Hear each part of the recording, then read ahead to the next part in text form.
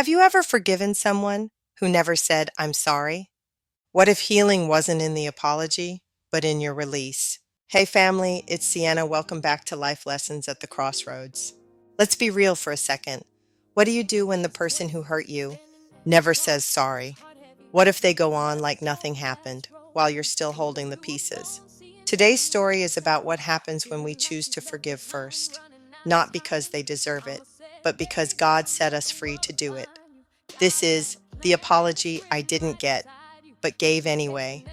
Marcus hadn't spoken to his father in almost 4 years. They had a blowout argument at a family cookout, words said that couldn't be unsaid, promises broken, silence ever since. What hurt most wasn't just the conflict. It was that his dad never called, never explained, never even tried to make it right. And Marcus told himself, when he apologizes, maybe then we'll talk. But months turned into years. One Sunday during a sermon about forgiveness, the pastor said, "Forgiveness doesn't mean you approve of what happened. It means you refuse to stay chained to it." Those words hit hard. Marcus realized he wasn't punishing his father by holding the grudge. He was punishing himself. He prayed that night for strength and picked up the phone. It rang and rang. Then his dad answered. "Hello?" Marcus's voice shook. "Hey, I know we haven't talked. I just want to say, I'm sorry for my part, and I forgive you."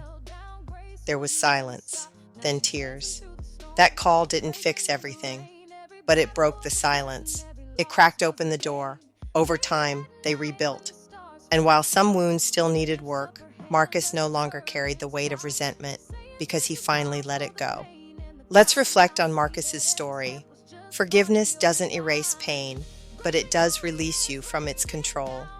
Ephesians 4:32 reminds us, "Be kind and compassionate to one another, forgiving each other, just as in Christ God forgave you." Sometimes we wait for others to go first, but what if you're the one called to start the healing? Not because you're weak, not because you're wrong, but because you're ready to be free. You don't need their apology to start your healing. You just need God's grace and the courage to let go. Thanks for sitting with us in this sacred moment. And until next time, forgive boldly, love deeply, and keep walking forward at the crossroads.